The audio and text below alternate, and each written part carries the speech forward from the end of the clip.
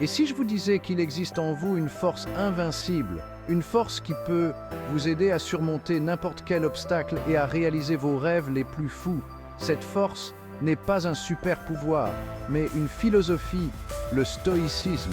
Cette sagesse antique détient la clé pour développer une force mentale inébranlable. Elle nous enseigne à affronter les défis avec courage, à naviguer l'adversité avec grâce et à vivre une vie de sens et d'accomplissement.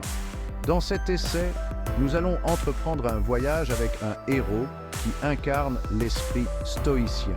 À travers ses épreuves et ses triomphes, nous allons découvrir les principes fondamentaux du stoïcisme et comment les appliquer à nos propres vies. Ceci est plus qu'une simple histoire. C'est un plan pour construire un esprit indomptable. Êtes-vous prêt à découvrir le pouvoir qui sommeille en vous?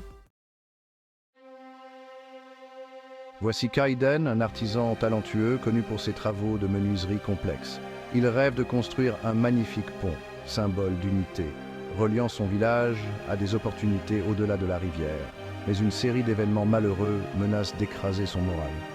Une tempête dévastatrice détruit son atelier et tous ses outils. Ses voisins, autrefois encourageants, deviennent sceptiques, leurs doutes pesant lourdement sur les épaules de Kaiden. Le poids de sa perte et la douleur de l'incrédulité sapent sa détermination. Le pont, autrefois un phare d'espoir, lui semble désormais un rêve impossible. Kaiden va-t-il succomber au désespoir ou trouvera-t-il la force de surmonter ses difficultés?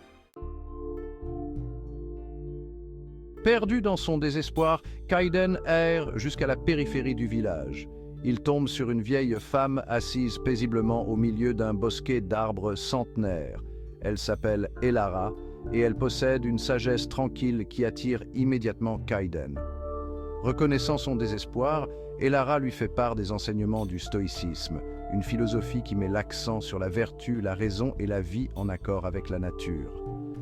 Elle lui explique que ce sont nos pensées et non nos circonstances qui détiennent la clé de notre bonheur et de notre épanouissement.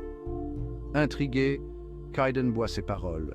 Il sent poindre une lueur d'espoir, un chemin à travers les ténèbres qui l'enveloppent.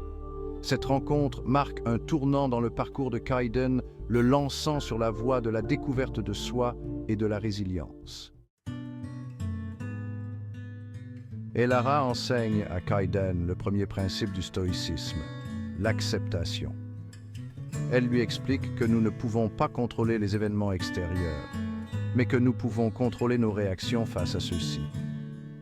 S'attarder sur le passé ou s'inquiéter de l'avenir ne fait qu'amplifier la souffrance. La vraie paix, dit-elle, vient du fait d'accepter ce qui est et de se concentrer sur ce que l'on peut contrôler. Kaiden prend ses paroles à cœur. Il commence à pratiquer l'acceptation, laissant aller sa colère et sa frustration face à la tempête et au scepticisme de ses voisins. Il réalise que s'accrocher au ressentiment ne fait qu'entraver ses progrès. Il choisit de concentrer son énergie sur ce qu'il peut influencer, ses propres actions et son engagement envers son rêve. Cinquième partie. Le deuxième principe, l'action. L'acceptation, expliquait Lara, n'est pas une résignation passive, c'est le fondement de l'action. Elle enseigne à Kaiden le deuxième principe du stoïcisme, agir avec détermination et vertu. Chaque défi, dit-elle, est une opportunité de croissance et d'apprentissage. Inspiré, Kaiden commence petit. Il entreprend de déblayer les débris de son atelier, récupérant ce qu'il peut. Il se met à reconstruire ses outils, sa détermination grandissant de jour en jour. Il recherche l'aide de ceux qui la lui offrent, leur soutien renforçant sa propre résolution. Sixième partie, le troisième principe, la volonté. Alors que Kaiden reconstruit son atelier, il rencontre de nouveaux obstacles. Les matériaux sont rares et le temps continue d'être imprévisible. Les doutes refont surface, murmurant des suggestions insidieuses d'échec. Cette fois, cependant, Kaiden est préparé. Elara lui a enseigné le troisième principe du stoïcisme, le pouvoir de la volonté. Notre volonté, explique-t-elle, est notre citadelle intérieure, notre source de force et de résilience. C'est ce qui nous permet de persévérer face à l'adversité et de rester fidèles à nos valeurs.